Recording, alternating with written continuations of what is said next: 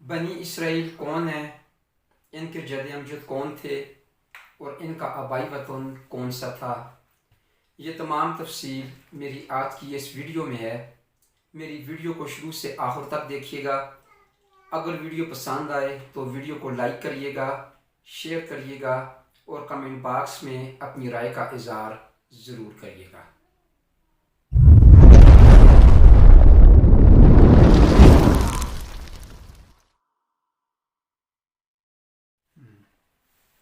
السلام علیکم ویورس، میں ہوں کے بی خان۔ میرا آج کا موضوع ہے بنی اسرائیل۔ حضرت یعقوب علیہ السلام اللہ رب العزت کے بھیجے ہوئے پیغمبر تھے۔ ایک اندازے کے مطابق آپ 1960 قبل مسیح میں پیدا ہوئے۔ اللہ رب العزت نے آپ کو اسرائیل کے خطاب سے نوازا تھا۔ آپ حضرت اسحاق علیہ السلام کے بیٹے تھے اور حضرت ابراہیم علیہ السلام کے پوتے تھے۔ جب آپ عاقل بالغ ہوئے تو آپ کے والد حضرت اسحاق علیہ السلام نے آپ کو قصدیہ یعنی عراق روانہ کیا۔ وہاں پر آپ نے اپنے ماموں لابن کی 13 سال خدمت کی۔ آپ کے ماموں لابن نے اپنی بڑی بیٹی لیا آپ کے عقد میں دی اور ساتھ ایک لونڈی جس کا نام تھا زلفہ وہ بھی دی۔ کچھ عرصے بعد آپ کے ماموں لابن نے اپنی دوسری بیٹی راہیل بھی آپ کے عقد میں دی اور اس کے ساتھ بھی ایک لونڈی دی جس کا نام تھا بلہا۔ اللہ رب العزت نے حضرت یعقوب علیہ السلام کو لیا کے بطن سے 6 بیٹے عطا کیے تھے، جن کے نام روبن، شمعون، لاوی، یہودا، آشکار اور زبولن۔ یہ 6 بیٹے اللہ رب العزت نے حضرت یعقوب علیہ السلام کو لیا کے بطن سے دیے تھے۔ راہیل کے بطن سے اللہ رب العزت نے حضرت یعقوب علیہ السلام کو 2 بیٹے عطا کیے تھے، بنیامین اور یوسف۔ یہ 2 بیٹے حضرت یعقوب علیہ السلام کو اللہ رب العزت نے راہیل کے بطن سے عطا کیے تھے۔ یہ وہی یوسف ہیں جو اللہ کے پیغمبر تھے اور مصر کے بادشاہ تھے۔ زلفہ کے بطن سے بھی اللہ رب العزت نے حضرت یعقوب علیہ السلام کو 2 بیٹے عطا کیے تھے، جن کے نام جد اور آتیر ہیں۔ بلہا کے بطن سے بھی آپ کے 2 بیٹے تھے، جن کے نام ہیں دان اور نفتالی۔ اس طرح حضرت یعقوب علیہ السلام کے کل ملا کے 12 بیٹے ہو گئے، جن کے نام میں دوبارہ آپ کے سامنے شیئر کرتا ہوں۔ روبن، شمعون، لاوی، یہودا، آشکار، زبولن، بنیامین، یوسف، جد، آتیر، دان اور نفتالی۔ یہ کل 12 بیٹے تھے حضرت یعقوب علیہ السلام کے۔ ان 12 بیٹوں میں سے آپ کے ایک بیٹے جن کا نام تھا یوسف، جو اللہ رب العزت کے پیغمبر بھی تھے، جن کو اللہ رب العزت نے مصر کی بادشاہ بھی عطا کی تھی، وہ بچپن میں آپ سے بچھڑ گئے تھے، جبکہ باقی 11 بیٹے آپ کے پاس تھے۔ حضرت یعقوب علیہ السلام کو اللہ رب العزت نے اسرائیل کے لقب سے نوازا تھا۔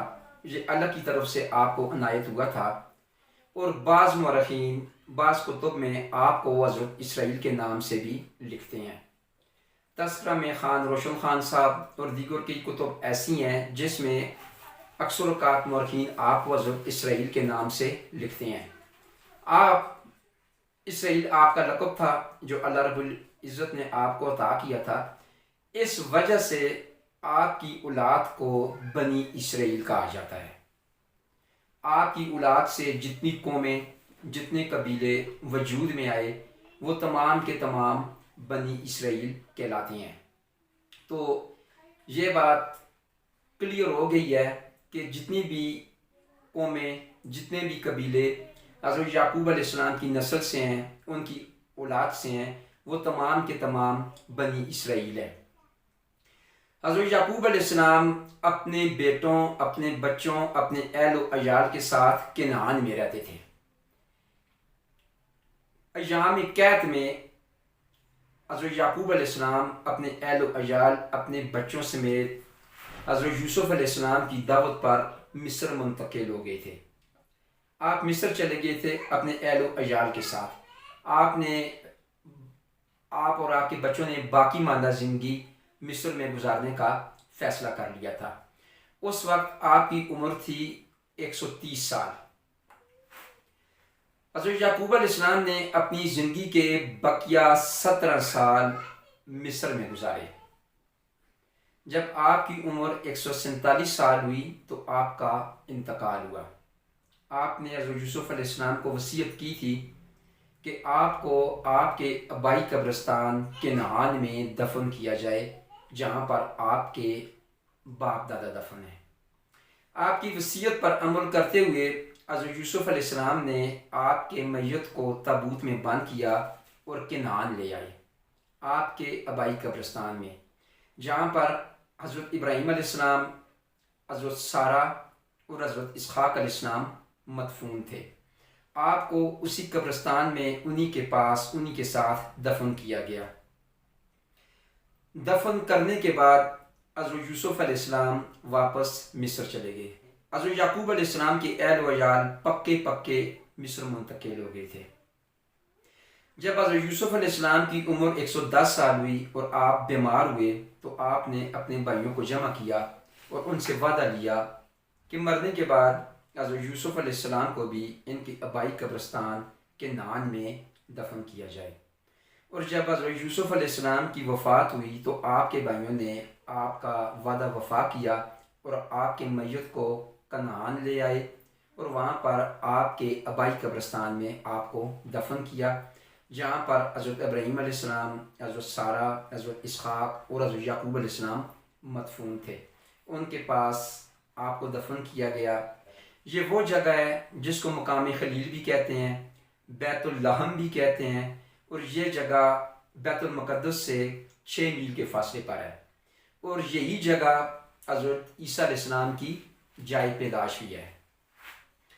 حضرت یوسف علیہ السلام کی وفات کے بعد مصر میں بنی اسرائیل کے اقتدار کا سورج غروب ہونے لگا اور آہستہ آہستہ بنی اسرائیل زوال کی طرف جانے لگے، اور ایک وقت ایسا آیا کہ اہل مصر اور فرعون کے ظلم و ستم نے بنی اسرائیل پر ظلم کی انتہا کر دی۔ یہ وہی فرعون ہے جس نے خدائی دعویٰ کیا تھا، جو سرکش تھا، جو غرق ہوا تھا۔ اللہ رب العزت نے بنی اسرائیل کی نجات کے لیے، ان کی فلاح کے لیے حضرت موسیٰ علیہ السلام کو مبعوث فرمایا۔ حضرت موسیٰ علیہ السلام نے فرعون کو دعوت دی، آپ کی بات کی، اس کو دعوت دی، لیکن فرعون نہیں مانا۔ حضرت موسیٰ علیہ السلام نے فرعون کو کہا کہ بنی اسرائیل کو چھوڑ دو، ان کو تنگ مت کرو، لیکن فرعون نہیں مانا۔ اللہ رب العزت نے بنی اسرائیل کے مقدر میں نجات لکھ دی تھی۔ بنی اسرائیل حضرت موسیٰ علیہ السلام کی رہنمائی میں، ان کی تابعداری میں، ان کی فرمان برداری میں مصر سے نکل گئے، اور جب حضرت موسیٰ علیہ السلام بنی اسرائیل کے لشکر کو لے کر سمندر میں اترے تو سمندر نے اللہ کے حکم سے انہیں راستہ دیا، یہ پار ہو گئے، اور ان کو پار ہوتے دیکھ کر فرعون اور اس کے ساتھیوں نے سمندر میں اپنے گھوڑے ڈال دیے اور اللہ کے حکم سے پانی آپس میں مل گیا۔ اس طرح فرعون غرق ہو گیا، تباہ ہو گیا، جبکہ بنی اسرائیل حضرت موسیٰ علیہ السلام کی رہنمائی میں پار نکل گئے اور فرعون سے ان کو نجات مل گئی۔ حضرت موسیٰ علیہ السلام بنی اسرائیل کو لے کر نکل پڑے اور انہوں نے پہلا پڑاؤ بحر کلزم کے قریب کیا۔ اس کے بعد کچھ عرصہ آپ کوہ طور کے دامن میں رہے۔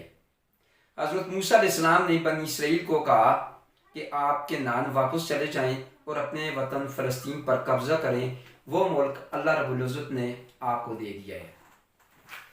مختصر کے کچھ عرصہ تکالیف اور صعوبتیں برداشت کرنے کے بعد بنی اسرائیل نے فلسطین اور اس کے گرد و نواح کے تمام علاقوں کو قبضے میں کر لیا۔ یہ اس وقت کی بات ہے جب حضرت یوسف علیہ السلام کی وفات کو تقریباً 500 سال گزر چکے تھے۔ جب بنی اسرائیل نے فلسطین اور اس کے گرد و نواح کے علاقوں کو فتح کیا، اس وقت ان علاقوں میں 31 بادشاہ تھے۔ وہ تمام کے تمام علاقے بنی اسرائیل نے فتح کر لیے، اور حضرت موسیٰ علیہ السلام کی وصیت کے مطابق وہ تمام علاقے بنی اسرائیل کے قبائل میں تقسیم کیے گئے، اور بنی اسرائیل 1400 سال تک ان علاقوں کے حکمران رہے۔ قیام حکومت کے ابتدائی 400 سال میں بنی اسرائیل 70 کے قریب سردار منتخب کرتے تھے جو ان کے دینی اور دنیاوی فیصلے کرتے تھے۔ اس کے بعد پڑوس کے ممالک سے بنی اسرائیل کی نبرد آزمائی ہوئی، اور جب ان کو خطرہ محسوس ہوا تو بنی اسرائیل نے طالوت کو اپنا بادشاہ مقرر کر لیا۔ طالوت کے دور میں بنی اسرائیل جاہ و عظمت کی زندگی گزار رہے تھے۔ فلسطین کا کافر بادشاہ جالوت مارا گیا تھا۔ طالوت نے 47 سال حکومت کی۔ طالوت کی وفات کے بعد حضرت داؤد علیہ السلام بادشاہ بنے۔ حضرت داؤد علیہ السلام نے 40 سال انتہائی اعلیٰ انداز میں حکومت کی، اور یہ وہ دور تھا جو دور بنی اسرائیل کے عروج کا دور تھا۔ حضرت داؤد علیہ السلام کی وفات کے بعد حضرت سلیمان علیہ السلام تخت نشین ہوئے۔ تخت نشین ہونے کے بعد سب سے پہلے حضرت سلیمان علیہ السلام نے بیت المقدس کی تعمیر شروع کی، جس کی وصیت حضرت سلیمان علیہ السلام کو ان کے والد حضرت داؤد علیہ السلام نے کی تھی۔ بیت المقدس کا کام 4 سال میں مکمل ہوا۔ حضرت سلیمان علیہ السلام نے تقریباً 52 سال حکومت کی، اور یہ تمام دورانیہ بنی اسرائیل کے عروج کا دور تھا۔ جس وقت حضرت سلیمان علیہ السلام نے بیت المقدس کی تعمیر کروائی تھی، اس وقت حضرت موسیٰ علیہ السلام کی وفات کو 500 سال گزر چکے تھے۔ حضرت سلیمان علیہ السلام نے 52 سال انتہائی اعلیٰ انداز میں حکومت کی، اور اس کے بعد ان کا وصال ہو گیا۔ ویورز، یہاں تک جو حالات میں نے آپ کے سامنے پیش کیے، جو آپ نے سنے، اگر ان میں کہیں بھی کسی بھی جگہ کوئی غلطی ہو تو اہل علم سے گزارش ہے کہ میری تصحیح فرمائیے گا۔ کمنٹ باکس میں میری غلطی سے مجھے ضرور آگاہ کریے گا، تاکہ میں آئندہ اس غلطی سے بچ سکوں۔ آگے کا احوال انشاءاللہ اگلی کسی ویڈیو میں آپ کے ساتھ شیئر کروں گا۔ اگر میری یہ ویڈیو آپ کو پسند آئے تو اس ویڈیو کو لائک کریے گا، شیئر کریے گا، اور کمنٹ باکس میں اپنی رائے کا اظہار ضرور کریے گا۔ شکریہ، والسلام۔